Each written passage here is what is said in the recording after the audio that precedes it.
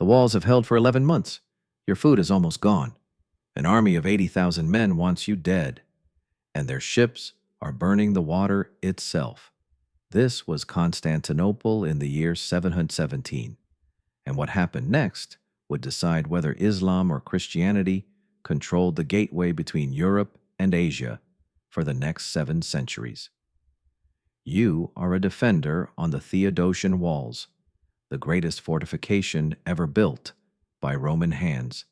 Triple layers of stone stretch 4 miles across the only land approach to the city, backed by a moat, an outer wall, and an inner wall nearly 40 feet high. Behind you sits the last great capital of the Roman Empire, ruled now by a soldier emperor named Leo III. In front of you stands the largest invasion force the Umayyad Caliphate has ever assembled. Their commander is Maslama ibn Abd al-Malik, brother of the Caliph himself. He has come to finish what an earlier Arab siege back in the 670s already failed to do. Why did this siege matter so much? Because if Constantinople fell in 717, there would have been nothing left to stop an Umayyad army from marching straight through the Balkans and into Central Europe. Historians like John Haldon, who has spent decades studying how the Byzantine state survived centuries of near collapse, argue this siege was one of the true turning points of the early medieval world. Lose here, and the map of Europe looks completely different today. This wasn't a border skirmish. This was a fight over which civilization would define an entire continent. This was also not the Caliphate's first attempt. Roughly 40 years earlier, between 674 and 678, an earlier Arab fleet had already tried and failed to take the city, worn down by the same walls and by a weapon so new at the time that almost nobody outside the city had a name for it yet. Maslama's generation studied that failure carefully. They arrived in 717 with more ships, more soldiers, and a plan they believed had solved every mistake of the first attempt.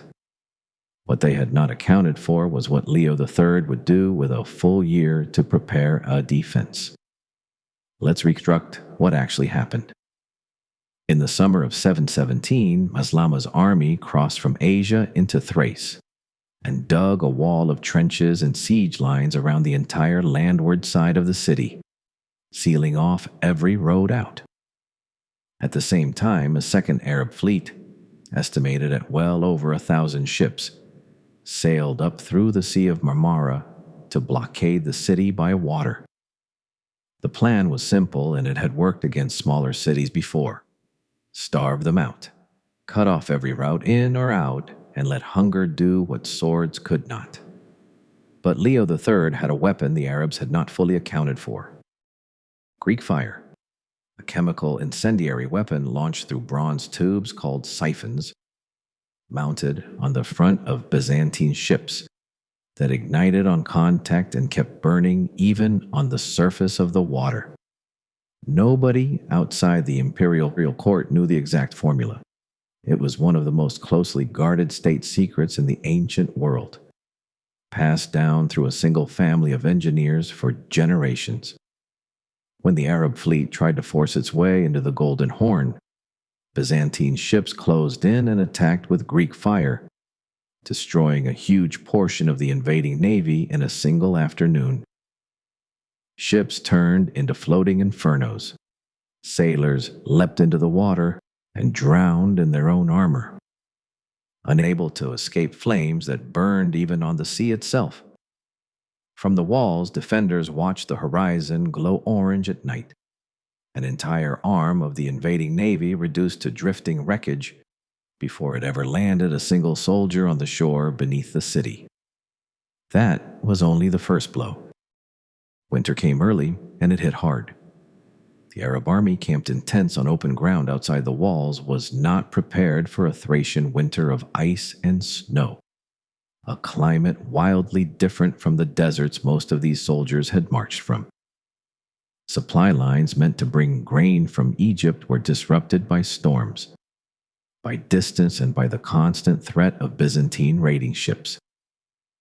Soldiers began dying, not from Byzantine swords, but from cold and starvation.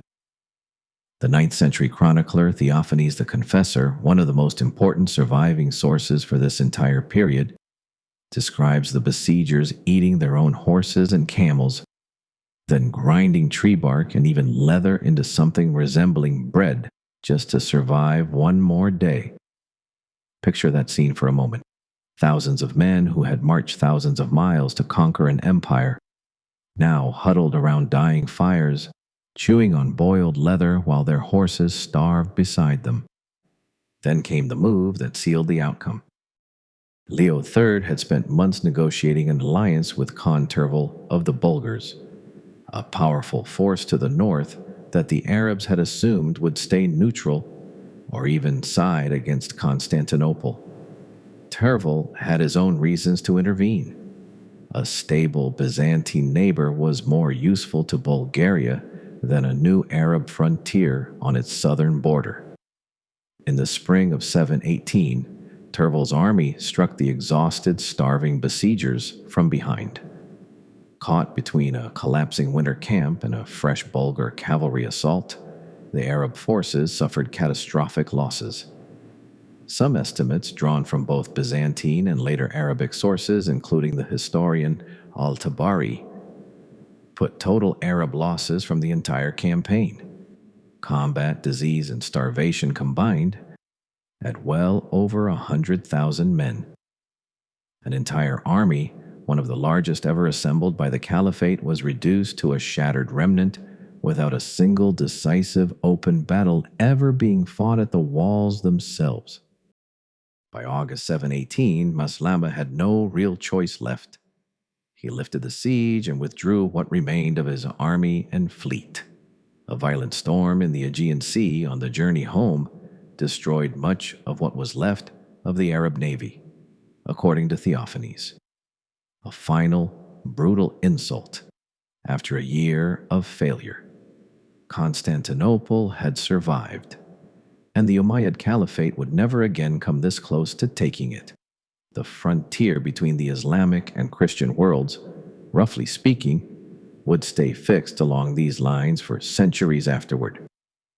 Here's the twist almost nobody expects when they first hear this story. The single most decisive weapon in this entire campaign wasn't Greek fire, and it wasn't even the Bulgar cavalry that finally broke the siege. It was time. Leo III's entire strategy was built around one idea: don't win the battle, survive the winter. Every wall, every fire ship, every diplomatic deal with Tervel existed to buy a few more months against an invading army that could not sustain itself indefinitely on foreign soil. The Arabs arrived expecting a quick, decisive siege, the way most sieges of this era were supposed to work. Overwhelm the defenders, force a surrender, move on.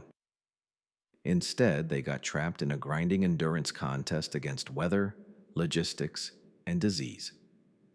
And that is a contest a well-supplied, well-walled city almost always wins over an exposed army stranded far from home. That single lesson echoes far beyond 718. Empires rarely fall in one dramatic battle, no matter how the story gets told centuries later. They fall when they run out of food, out of money, out of patience, long before they run out of soldiers willing to fight. The Byzantines understood something that modern strategists still teach today in military academies. Sometimes the winning move isn't strength at all.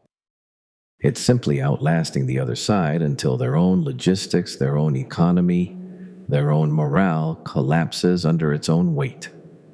Think about how often that same pattern quietly repeats today.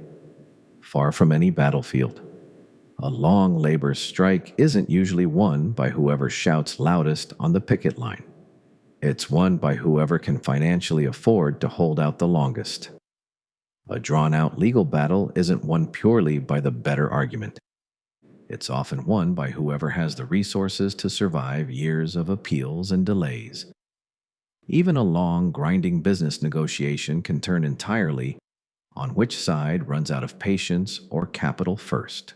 Constantinople in 718 wasn't saved by a single hero or a single miracle weapon, however dramatic Greek fire looks in the retelling. It was saved by an emperor who understood that endurance, careful alliances, and patience can beat an army twice your size, and by walls strong enough to make that patience possible in the first place. So picture it one more time. The walls have held for 11 months. The enemy camp outside is starving, freezing, and quietly falling apart from the inside, long before a single Bulgar sword arrives to finish the job. And you, the defender who never had to win a single open battle in the field, are still standing on the same stones your ancestors built nearly 400 years before you were born. Constantinople didn't win the siege of 717 by being stronger than the empire that came for it. It won by refusing to fall apart first. If you enjoyed this story, hit like and subscribe so you don't miss the next chapter in medieval warfare history. And if you want to see what happens in the next brutal battle, the next video is waiting for you right now.